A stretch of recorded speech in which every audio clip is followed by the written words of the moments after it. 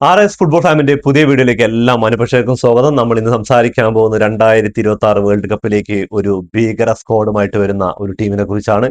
അപ്പോൾ ഈ ഭീകര സ്ക്വാഡ് എന്ന് പറയുമ്പോൾ തന്നെ പലവർക്കും പിന്നീടുണ്ടാവും അത് മറ്റാരുമല്ല ദ്വിതീയ ദശാംശിന്റെ ഫ്രഞ്ച് പടയെ കുറിച്ചാണ് നമ്മൾ സംസാരിക്കാൻ പോകുന്നത്.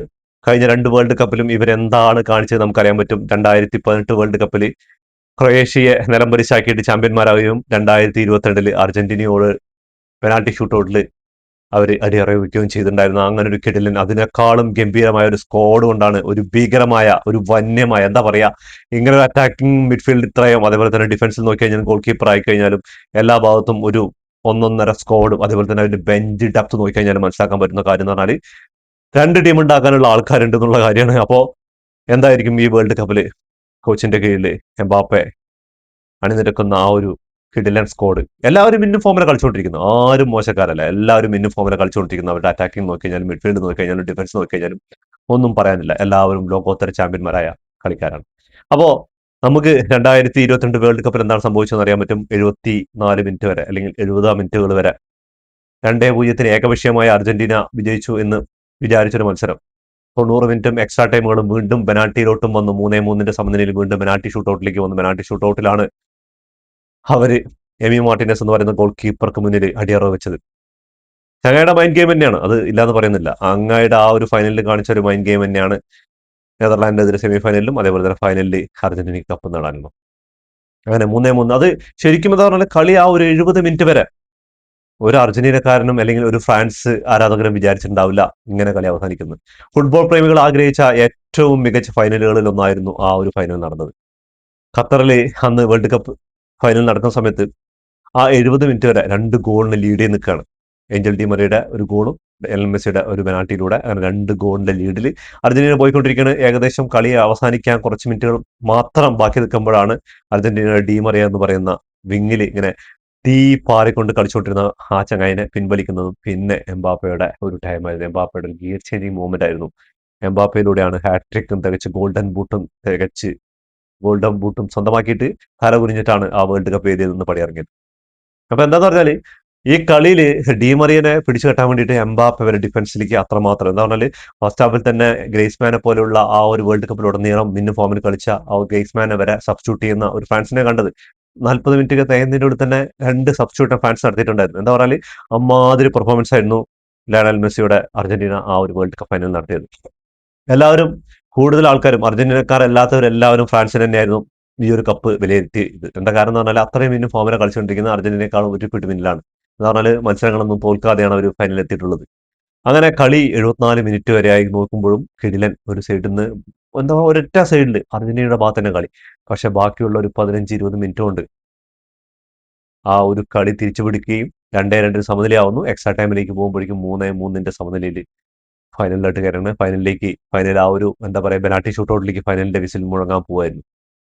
അങ്ങനെ ഒരു കിടിലൻ കളി സമ്മാനിച്ചു. അതിനു മുമ്പുള്ള വർഷത്തിൽ ക്രൊയേഷ്യയെ 3-0 തോന്നുന്നുണ്ട് പരാജയപ്പെടുത്തിയിട്ട് ആ വേൾഡ് കപ്പും ഫ്രാൻസിന്റെ എക്കാലത്തെയും മികച്ച വേൾഡ് കപ്പായിരുന്നു. അങ്ങനെ 3-ാം വേൾഡ് കപ്പിന് ഒരുങ്ങുകയാണ് ഫ്രാൻസ്.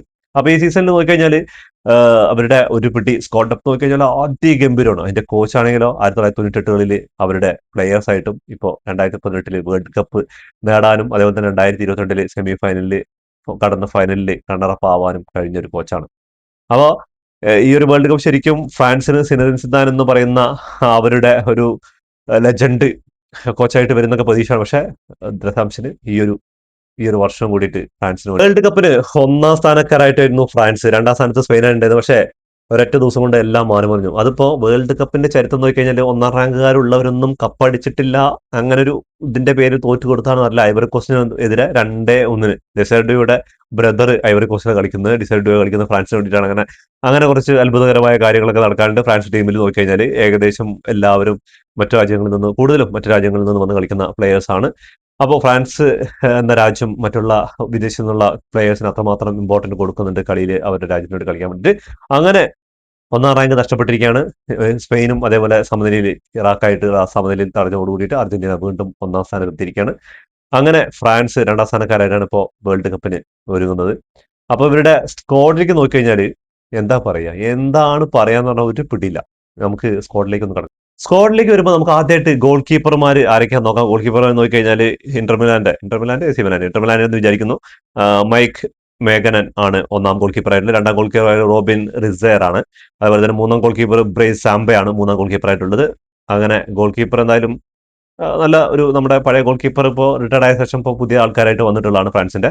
അപ്പോൾ അടുത്ത് നോക്കുകയാണെങ്കിൽ നമുക്ക് ഡിഫൻസിലേക്ക് പോകാം. ഡിഫൻസിൽ നോക്കുകയാണെങ്കിൽ ലൂക്കസ് ഡിങ്കൻ ഒന്നാം ഡിഫൻഡർമാരാണ്. അതേപോലെ തന്നെ മാലോ ഗുസ്റ്റോ, ലൂക്കസ് ഹെർണാണ്ടസ്, അതേപോലെ തന്നെ എൻ്റെ ബ്രദറായ Theo Hernandez, Ibrahim Konate, Jose Kounde ബാഴ്സലോണയുടെ, അതേപോലെ തന്നെ സാലിബ വില്യം ആഴ്സണലിന്റെ, അതേപോലെ തന്നെ ഉപമെക്കാനോ.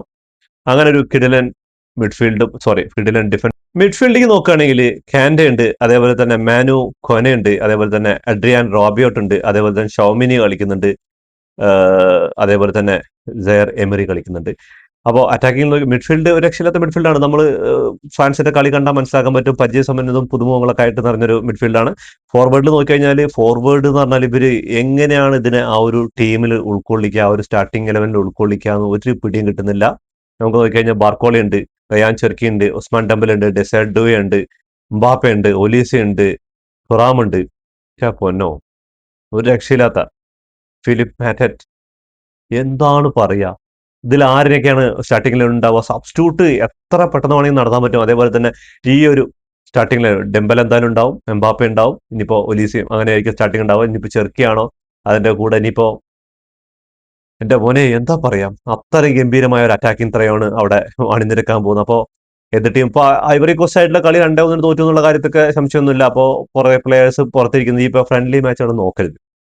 എന്താ കാരണം എന്ന് പറഞ്ഞാൽ വേൾഡ് കപ്പിന് മുന്നോടിയായി ഫ്രണ്ട്ലി മാച്ചിൽ ചത്തുകുത്തി കളിച്ചിട്ട് പരിക്കും വാങ്ങിയിട്ട് ഈ ഒരു വേൾഡ് കപ്പ് എന്ന വലിയ മാമ്പാങ്കം മിസ്സാക്കാൻ വേണ്ടിയിട്ട് ഒരു ടീമിന്റെ മാനേജർമാരും ഒരു ടീമിന്റെ പ്ലേയേഴ്സും അങ്ങനെ ഗംഭീരമായിട്ടൊന്നും കളിക്കില്ല. അവർക്കൊരു വാവപ്പാണ്.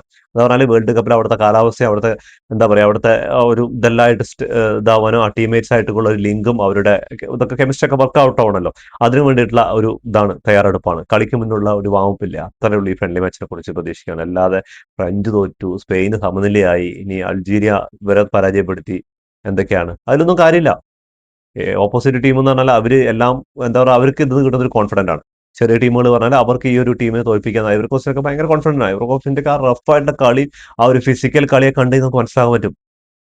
അവരോട് അതേ രീതിക്ക് കളിക്കാൻ ഇന്നലെ രാത്രി നടന്ന മത്സരത്തിൽ പോർച്ചുഗലും ചിലിയായിട്ട് എന്ന അടി വരെയായി. റെഡ് കാർഡുകളാണ് പിറന്നത്. എംബാപ്പയുടെ കാര്യം എടുത്തു നോക്കിക്കഴിഞ്ഞാൽ എംബാപ്പെ മിന്നു ഫോമിലാണ്. റയൽ മാഡ്രിഡ് അത്ര നല്ല മികച്ചൊരു സീസണിൽ 2 വർഷമായിട്ട് കടന്നു ട്രോഫിലെസ് ആയിട്ട് കടന്നു പോയിട്ടുണ്ടെങ്കിലും എംബാപ്പെ ഗോൾഡൻ ബൂട്ടും നേടിയിട്ടാണ് അവിടെ ഗോളുകൾ അടിച്ചു കൂട്ടാൻ വേണ്ടിയിട്ട് ഇങ്ങനെ പണിയെടുത്തുകൊണ്ടിരിക്കുക. അതേപോലെ തന്നെ ഉസ്മാൻ ഡംബലയുടെ കാര്യം നോക്കിക്കഴിഞ്ഞാൽ ഉസ്മാൻക്ക കഴിഞ്ഞതിൽ വാലണ്ടിയറാണ്. ഇപ്പോൾ ഈ സീസണിൽ ഈ വേൾഡ് കപ്പ് എങ്ങാനും തൂക്കുകയാണെങ്കിൽ ആശാൻ വീണ്ടും വാലണ്ടിയർ, രണ്ടാമത്തെ വാലണ്ടിയർ കണ്ടിന്യൂസ് ആയിട്ട് അടിക്കുന്നുള്ള കാര്യം സംശയമൊന്നുമില്ല. അതേപോലെ തന്നെ ബയൺ മ്യൂണിക്കിന് വേണ്ടി കളിക്കുന്ന ഒലീസ, അതേപോലെ മാഞ്ചസ്റ്റർ സിറ്റിക്ക് വേണ്ടി കളിക്കുന്ന ചെർക്കി. എന്താ പറയാ, ഇവര് 4 പോരെ, എന്താ പറയാ. പിന്നെ മിഡ്ഫീൽഡും അതേപോലെ തന്നെ അവരുടെ ഡിഫൻസും കാര്യങ്ങളും നോക്കി കഴിഞ്ഞാൽ കിഡിലോസ്കിയാണ്.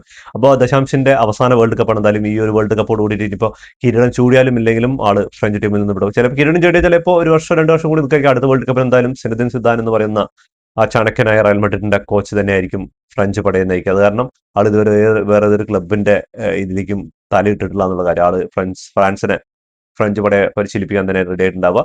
അപ്പോൾ ഇവിടെ ഐ ഗ്രൂപ്പിലാണ് ഫ്രാൻസ് ഉൾപ്പെട്ടുള്ളത്. ഫ്രാൻസിന്റെ ഗ്രൂപ്പ് അത്ര നിസാര ഗ്രൂപ്പൊന്നും അല്ല. എന്താ കാരണം എന്ന് പറഞ്ഞാൽ ആ 3 ടീമുകളും നോക്കിക്കഴിഞ്ഞാൽ ഇപ്പോൾ സെനഗലാണ്, സാദിയോ മാനയുടെ സെനഗലും, അതേപോലെ ഹാലൻഡിന്റെ നോർവേയും, പിന്നെ ഉള്ളത് ഇറാഖുമാണ്.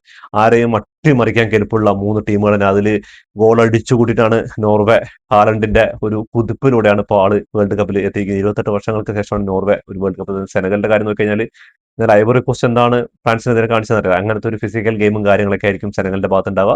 സെനഗൽ അട്ടിമറി വീരന്മാരാണ്. ഈ വേൾഡ് കപ്പിൽ കറുത്ത കുതിരാളാൻ ചാൻസ് ഉള്ളതാണ്. അതേപോലെ ഇറാഖിനെ എഴുത്തള്ളാൻ പറ്റില്ല. എന്താ പറയാ, ഏത് വമ്പന്മാരെയും അട്ടിമറിക്കാനുള്ള കെൽപ്പുണ്ട്. അപ്പൊ എന്തായാലും ഫ്രാൻസ് ഒന്ന് കരുതിയിരിക്കേണ്ട ഒരു ഇമാതിരി സ്ക്വാഡ് ഡെപ്ത് ഉണ്ടെന്ന് പറഞ്ഞിട്ട് കാര്യമില്ല. ഒരൊറ്റ മാച്ചാണ്. ആ മാച്ച് 90 മിനിറ്റ് എന്തൊക്കെ സംഭവിക്കാമെന്ന് അവരെ പിടിച്ചു നിർത്താൻ പറ്റിയിട്ട് ഒരു ഗോളിന് ജയിക്കാൻ പറ്റിയാൽ ആ ഡിഫൻസും കാര്യങ്ങളൊക്കെ കളിച്ചിട്ട് എന്തായാലും നോർവേയും സെനഗലും അങ്ങനെ ഒരു ഡിഫൻസ് മൈൻഡിൽ കളിക്കണം. ഇറാഖ് ആയിരിക്കും അങ്ങനെ ഒരു ഡിഫൻസിൽ കളിക്കുക. പക്ഷെ ഫ്രഞ്ച് പടയെ, ഇമാതിരിയുള്ള ഒരു ഫ്രഞ്ച് പടയെ തടയ്ക്കുക എന്നുള്ളത് വലിയ ഒരു എന്താ പറയാ, ഒരു പ്രശ്നം പിടിച്ച കാര്യം തന്നെയാണ്. എങ്ങനെയാണ്, ഏത് വഴിക്ക്? അപ്പോൾ ആരെങ്കിലും ഇപ്പോൾ ഒരു ഭാഗത്ത് ഡെമ്പലിനെ തടുക്കാന്ന് ചോദിച്ചാൽ എംബാപ്പയാണ്, എംബാപ്പിനെ തടുക്കാൻ ഒലീസാണ്, ഒലീസിനെ തടുക്കാൻ ചെർക്കിയുണ്ട്. അങ്ങനെ എന്താ പറയുക, പിന്നെ ഡിഫൻസിലും അതേപോലെ തന്നെ ഗോളുകൾ അടിക്കാനുള്ള ആൾക്കാരുണ്ട് എന്നുള്ള കാര്യം, മിഡ്ഫീൽഡിലും കിടിലൻ പ്ലേയേഴ്സ് ഉണ്ട് എന്നുള്ള കാര്യം മറക്കരുത്. ഇവിടെ ഒരു കാര്യം എന്ന് പറഞ്ഞാൽ ഈ 2022 യൂറോയിലും അതിന് മുമ്പ് നടന്ന യൂറോയിലൊന്നും വലിയ ഒരു പ്രകടനം കാഴ്ചവെക്കാൻ കഴിഞ്ഞിട്ടില്ല. കഴിഞ്ഞ 2 വേൾഡ് കപ്പിലും അവർ നല്ല പ്രകടനമാണ് കാഴ്ചവെച്ചിരിക്കുന്നത്. വേൾഡ് കപ്പ് കഴിഞ്ഞിട്ട് 4 വർഷം അതിന്റെ ഇടയിൽ ഒരു യൂറോ കപ്പ് നടന്നിട്ടുണ്ടായിരുന്നു. അപ്പോൾ എന്തായിരിക്കും എന്തായിരിക്കും ഇനി കാണാൻ പോകുന്നത് നമുക്ക് കണ്ടു തന്നെ അറിയാം. അപ്പോൾ ഈ ഒരു സ്ക്വാഡ് ഏതുവരെ എത്തുന്നുള്ളത് നിങ്ങൾ കമന്റ് ബോക്സിൽ കമന്റ് ചെയ്യുക. എന്തായാലും ഫൈനലിൽ അല്ലെങ്കിൽ സെമി ഫൈനലിൽ കുറഞ്ഞൊന്നും ഈ ഫ്രാൻസ് സ്ക്വാഡിനെ കുറിച്ച് നമ്മൾ ചിന്തിക്കേണ്ട കാര്യമില്ല എന്ന് പറയാം. ലോക ചാമ്പ്യന്മാരാകാൻ വേണ്ടി ഏറ്റവും കൂടുതൽ ഫേവറേറ്റുകളായിട്ട് നിൽക്കുന്ന ഒരു ടീമാണ്. അതിപ്പോൾ സ്പെയിനിന് എപ്പമോ അല്ലെങ്കിൽ സ്പെയിനിന്റെ മുകളിലോ എന്ന് പറയാം. അത്രയും ഫേവറേറ്റുകളാണ്. പക്ഷേ ഇത് ഫുട്ബോളാണ്, വേൾഡ് കപ്പാണ്, 48 രാജ്യങ്ങൾ നടക്കുന്ന ഒരു ടൂർണമെന്റ് ആണ്. അതിൽ എന്ത് സംഭവിക്കാം. അപ്പോൾ ഇതോടുകൂടി ഈ വീഡിയോ അവസാനിക്കുന്നു. വേൾഡ് കപ്പ് ലോകത്തെ പുതിയ വിശേഷങ്ങളുമായി വീണ്ടും കാണാം. ഈ വീഡിയോ ഇഷ്ടപ്പെട്ടാൽ ലൈക്ക് ചെയ്യുക, ഷെയർ ചെയ്യുക, സബ്സ്ക്രൈബ് ചെയ്യുക. അതേപോലെ തന്നെ നിങ്ങളുടെ ഫ്രാൻസ് ഫാൻസ് ആയിട്ടുള്ള ചങ്കൾക്ക് ഈ വീഡിയോ അയച്ചു കൊടുക്കുക. അപ്പോൾ ബൈ.